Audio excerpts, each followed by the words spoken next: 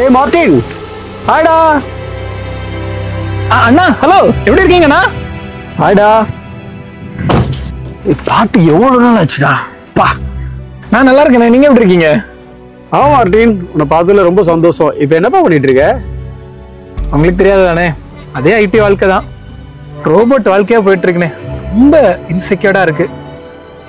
இந்த பதில திருப்தி இல்லையே. ஒர்க்கெல்லாம் சரியா தானே போயிட்டு இருக்கு? சரியா போகுதா இல்ல சரியா போகுதானே தெரியலண்ணே. என் வேலையை காலி பண்றதுக்குன்னே ஒரு குரூப் சுத்திட்டு இருக்காங்கண்ணே. சில நாள் பதட்டமாவே போயிட்டு இருக்கு.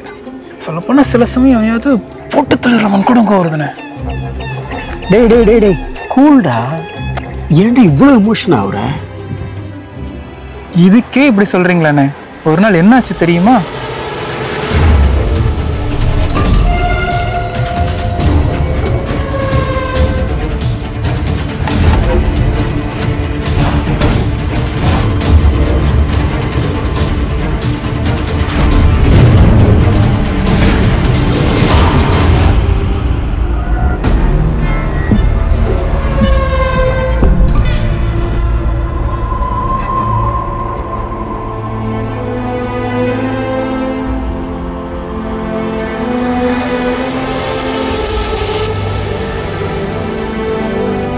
சொல்ற அந்த எக்ஸ்ட்ரீமுக்காடா போயிட்ட?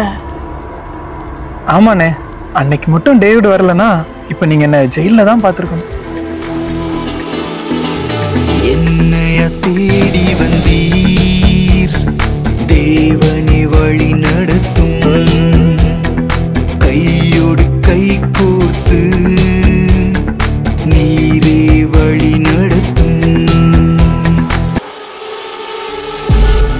இங்க பாரு மார்ட்டின், மனுஷங்களுக்கு பயப்படுறது ஒரு சபிக்கப்பட்ட வாழ்க்கை அப்படின்னு தான் வாசனை சொல்லுது. அண்ணே பாத்தீங்களா, ஏதாச்சும் அப்படி சொல்றீங்க நான் மனுஷங்களுக்கு பயப்படுறேன்னு? டேய், ஆண்டவரை முழுசா விசுவாசிக்கிறவன் பயப்பட மாட்டான். பதட்டமே பயத்தினால தானடா வருது. ஒரு எக்ஸாம்பிள் சொல்லட்டுமா? 40 நாள் இரவும் பகலும் கோலியாத் இஸ்ரவேல் சேனை நிந்திச்சான். ஆண்டவரையும் ஆமா பேசினான். ஒத்தைக்கு ஒத்த என் கூட சண்டை போட எவனாவது ஆம்பளை இருக்கானான்னு கேட்டு கேட்டு ஏளனம் பண்ணான். அதை எல்லாத்தையும் கூச்சமே இல்லாம சகிச்சுட்டு இருந்தா சவுல் ராஜா. ஆனால் கோலியாத்தை தாவீது வந்து ஜெயிச்ச உடனே இஸ்ரவேல் ஜனங்கள் புகழ்ந்து பாடின பாட்டை சவுல் ராஜாவால சகிச்சுக்க முடியல. அவமானத்தை சகிச்சுக்கிட்டு இருந்த சவுலால வெற்றியை கொண்டாட முடியல. ஏன்? பயம், பதவி பயம். எங்க தாவீது தன்னுடைய இடத்துக்கு வந்துருவானோங்கிற மனுஷ பயம் சவுல ஒரு நெகட்டிவ் கேரக்டராவே மாத்திருச்சு. பத்தியா? மருந்தா இருக்க வேண்டியவன் விஷமா மாறிட்டாங்க.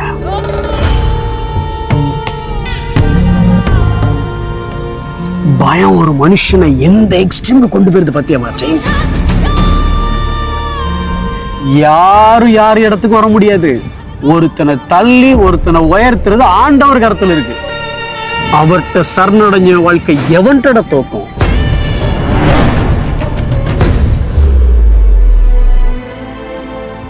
அவர்கிட்ட சரணடைஞ்ச வாழ்க்கை எவன்ட தோக்கும்?